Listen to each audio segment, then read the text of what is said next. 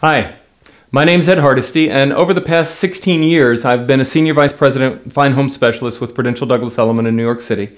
I'm also the Director of Sales for Rand Development Marketing, which is part of Better Homes and Garden Rand Realty in Lower Westchester. I spend all day talking to people about real estate, and more often than not, I get the same question from everyone. How's the market? Well, you know, that depends. I mean, are you looking to buy, sell, rent, or invest? If you're selling, it's a great time to be doing that. The market's really strong again. You know, we're off from the highs of 07. We're actually probably value-wise back to around 05 numbers, but the transactional volume's just through the roof. We've beaten 07 volume numbers for the past 6 months straight.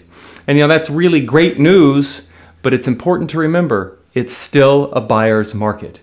It's extremely important nowadays how you position yourself and how you place your property and your home up for sale.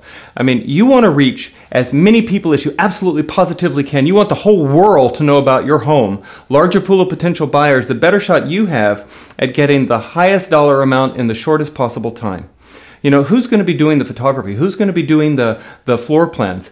This is a web-driven business at this point. It's extremely important how you position yourself on the web, and you really need to give a lot of thought to who's going to be doing that for you and how they're going to be doing it.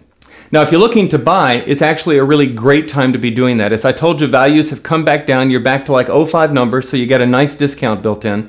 Interest rates are down. I think everybody agrees that they're not going to be there forever. They're going to be going up, so it's a good time to take advantage of that. And I want to advise people, you know, I think it's extremely important if you're going to be starting the process of looking for a home, take the time and find yourself a good buyer's broker. They can really help with the whole process. I mean, dealing with attorneys, dealing with the negotiations, working with the mortgage brokers, getting purchase applications together for the condo or co-op board if you happen to live in one of those. More than anything, what they can do is really watch your back through the whole process. Now, I really want to dispel one rumor right off the top, and I hear it a lot. If I go into a listing directly to the seller's broker, I'll get a better deal. Well, you know what? No, you won't. The commissions for a sale are already built into the agreements between the seller's broker and the seller. And no good broker worth their salt is going to give you a break just because you come into them directly. All you're doing is putting a lot more money in the seller's broker's pocket, and while you're doing that, he's working for the interest of the seller. It's a law. I mean, he has a fiduciary responsibility to look out for the interest of the sellers. I advise everybody, take the time, find yourself a good buyer's broker, use half that commission to hire somebody to work for you, to watch out for your interest and to help you manage the whole process from start to finish. Now, if you're looking to rent, it's actually still a pretty good time. There's some good deals out there. The market is tightening up, but I think it's going to take a while to get back to the way it was a couple of years ago. You can still find some good values if you're willing to look around and be a little flexible in neighborhoods. There are hundreds of apartments sitting empty with some of the big landlords in the Studio 1, 2-bedroom markets. The higher end, and I'm talking about $15,000, $20,000, $25,000 a month, is actually really very tight. I mean, you would think that if you're going to spend $20,000 or $25,000 a month, you could get a pretty extraordinary apartment. You'd be surprised. It's actually a really tight market in the large 3 bedrooms and luxury stuff. There's not a lot out there, so competition's pretty stiff. If you're looking for an investment, still a great time to do that. You can get some really good deals if you're looking to lease commercial space.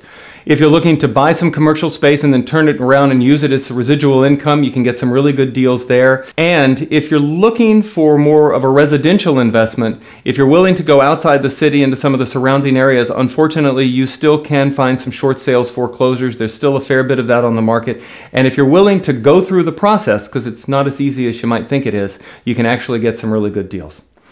Now, I can't begin in this short a time to really go into any great detail about any of this. There's a whole lot that comes into play and a lot of different moving targets in getting a sales transaction from start to finish in today's market. It's really a lot more complicated than it used to be, certainly, and that it seems like it should be. I would love the opportunity to talk to you about it. If you have any questions on anything you've heard, feel free to shoot me an email, give me a call. We'll arrange a time to get together. I thank you very much. I wish you the best. Good luck.